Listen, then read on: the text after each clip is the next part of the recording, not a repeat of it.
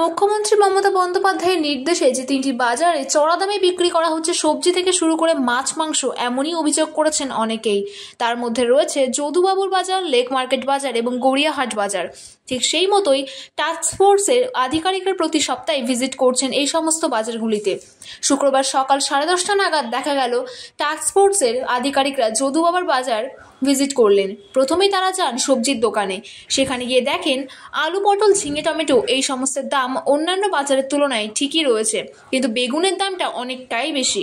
দোকানদারদের প্রথমেই সতর্ক করা হলো। তারপরে তাৎপর্যের আধিকারিকরা গেলেন মটনের দোকানে। সেখানে গিয়ে দেখেন মটনের দামও ঠিক রয়েছে।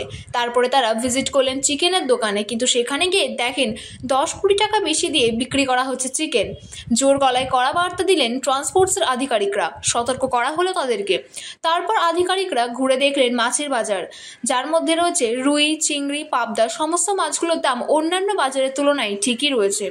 তারপর গেলেন মশলার দোকানে, যেখানেও গিয়ে দেখলেন মশলার দাম ঠিকঠাক রয়েছে এবং পোস্তর দাম জিজ্ঞাসা করলেন, পোস্তর দামও ঠিক রয়েছে।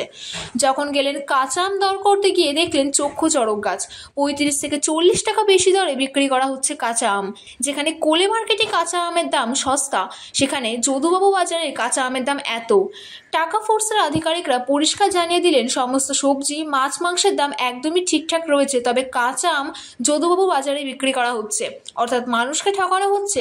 মুখ্যমন্ত্রী মমতা বন্দ্যোপাধ্যায়ের কাছে রিপোর্ট দেওয়া হবে। যদি তারা আবার ভিজিটে এসে দেখেন আমের দাম না কমেছে, তাহলে তাদের বিরুদ্ধে কড়া পদক্ষেপ নেবেন, এমনটাই জানিয়ে দিয়ে গেলেন টাস্ক ফোর্সের আধিকারিকরা। 6 টাকা প্রচুর দাম, ঠিক আছে, দাম নিয়ে কোনো দাম সাফিসিয়েন্ট আছে। আমরা এরপরে গড়িয়াহাট মার্কেট। দাদা, পেঁয়াজের দামটাও কিছু কিছু জায়গায় আপনি দেখলেন, এখন দেখার সময় পেঁয়াজের দামটা কিছু কিছু জায়গায় বেশি দেখেন। সেটা অনেকে বোকার মতো যে বাজারে এতটা দাম পড়ে গেছে সেটা অনেকে জানেই না, অনেকে জানে না। অনেক রিটেলাররা এখানে বসে বসে মাল আনা আর হোলসেলাররা যা দাম ফেলে দেয় সেটাই বাজারে বেচে। আলটিমেটলি ঠকে তো কাস্টমার। তার জন্যই আমাদের এই বেরোনো এবং চেক করা, সেটা যাতে না হয় সেই জন্য এই বাজারে আমরা বলেছি 30 টাকা করে পেঁয়াজ বাজারে চলবে না।